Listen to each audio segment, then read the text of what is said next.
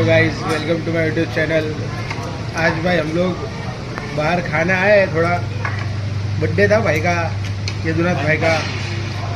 भाई कुछ करो ऐसा, भाई ने अपने पार्टी दी है। भाई ऐसा एकदम ऑथेंटिक तरीके से खा, ऐसा अभी देसी है, देसी गबला है, फिर भी भाई अथर भाई बोल खा रहे हो। He is struggling to eat pizza with fork and knife.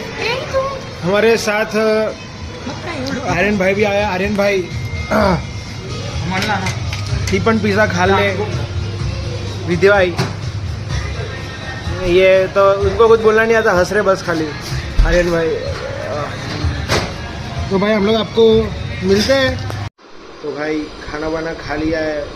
आज क्या था, थोड़ा आर्यन भाई और यदुनाथ भाई का बर्थडे था तो उनका पार्टी पेंटिंग था, तो आज दिया, खाना वाना खाया, फिर घर पे आके आराम करेंगे। बाकी कल व्लॉग डालते दूसरा।